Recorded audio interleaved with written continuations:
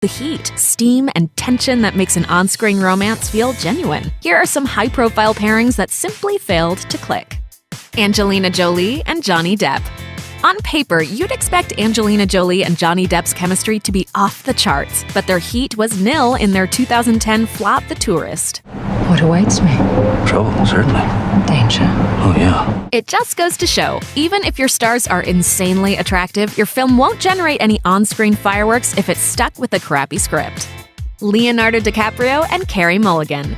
Gatsby and Daisy's fictional love story in The Great Gatsby is one for the ages. In the most recent film adaptation, the characters are played by Leonardo DiCaprio and Carey Mulligan, two beautiful people who fail to ignite any sparks whatsoever.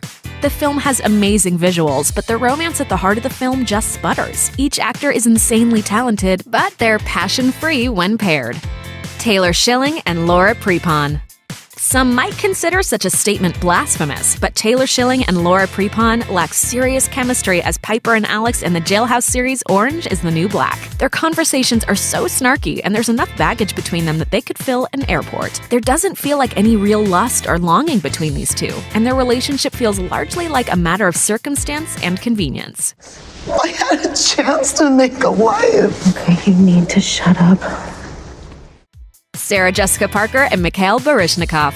While most Sex and the City devotees of the series think Carrie Bradshaw's best chemistry is with her eventual husband, Mr. Big, their romance eventually feels more about the witty repartee than generating any real sparks. But before she gets her man, Carrie dates Alexander, played by dancer Mikhail Baryshnikov, and even moves to Paris with him. It was shocking at the time, mostly because their chemistry is ice cold. Cameron Diaz and Tom Cruise.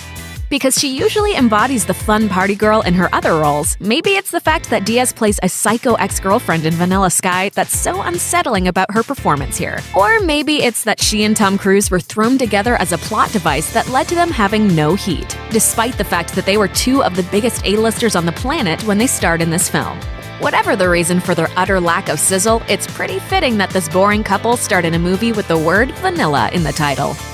Jennifer Aniston and Matt LeBlanc. When Jennifer Aniston's Rachel was paired with Matt LeBlanc's Joey on Friends, it was a sacrilege. Viewers knew Rachel belonged with David Schwimmer's Ross, but the writers, following convention, had to find creative ways to keep them apart so they could eventually have the big reunion. But Rachel and Joey as romantic partners was a total snooze fest. I've been thinking about, us. Okay, dial it up a little. Oh, you're right. Aniston and LeBlanc had absolutely no heat, and their characters had nothing in common. They were better as, well, friends. This small-screen romance was scorchless. Seth Rogen and Katherine Heigl. Sure, the success of Knocked Up hinges on the premise that a buttoned-up, ladder-climbing professional woman gets, knocked up by a sloppy slacker after a drunken one-night stand.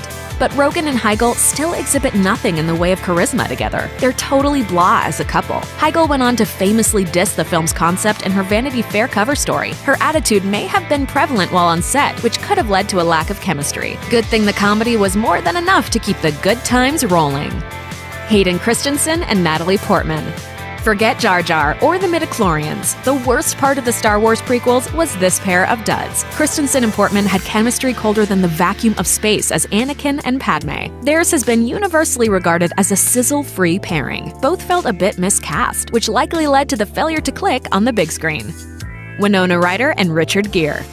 You might not remember the romantic tearjerker Autumn in New York, in which Ryder and Gere play a May-December couple, because it flopped pretty hard. There's no two ways about it. The couple's chemistry is completely lackluster, and they're simply unbelievable as a pairing. And the storyline itself about a young, terminally ill girl making a middle-aged, one-time hunk appreciate his life even more is so tired. It's all fizzle, no sizzle.